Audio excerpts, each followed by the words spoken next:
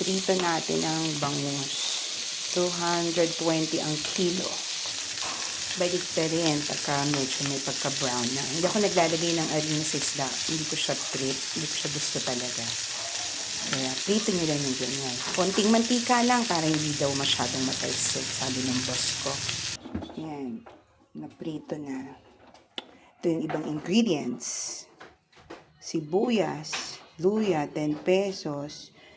Yung pepper na bilog, buo. Sili. Asin. Tapos, durog na paminta. Ito naman yung pechay. Dinagdagan ko ng pechay bagyo kasi sa nilagang karne. Ito ang bet ko kaysa dito. At saka patatas. Yan. Ito na yung tubig. Ilaglag na natin yung ingredients. Yan. Nagdagdag ako ng saba kasi may nakita akong saba. Pero doon sa pinanood ko, wala talagang saba. Since kumukulo na, pwede na natin isabay yung patatas. Kasi sa lahat ng gulay, ito ang pinakamatigas. Parang ganito lang din ako pag naglalaga ng karne. Yan. At antayin ulit siyang, although kumukulo na, konting pakulo lang ulit. Kung malambot na. Pag natusok na ng tinidor, malambot na. Okay.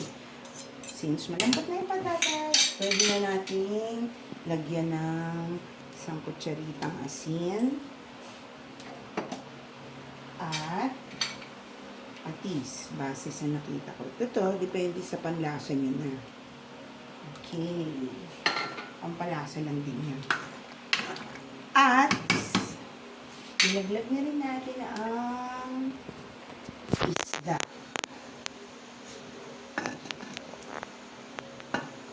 Init.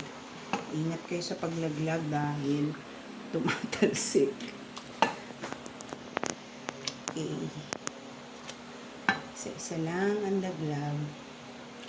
Ayan. Okay. Done. Antayin natin ulit kumulo. Mabango siya dahil dun sa sili na nilaglag ko agad. Since kumukulo na, para wag madurog yung isda, ito para medyo manamis-namis, konting saba. Actually, sa puchero yan. Pero ito kasi medyo matamis.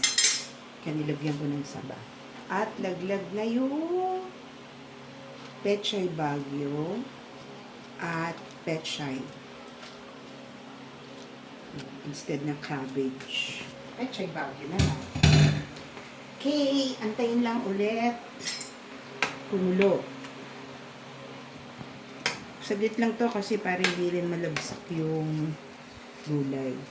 Luto na yan. At dadagdagan ko pa ng konting paminta para may konting anghang. Yan. Okay. Done na!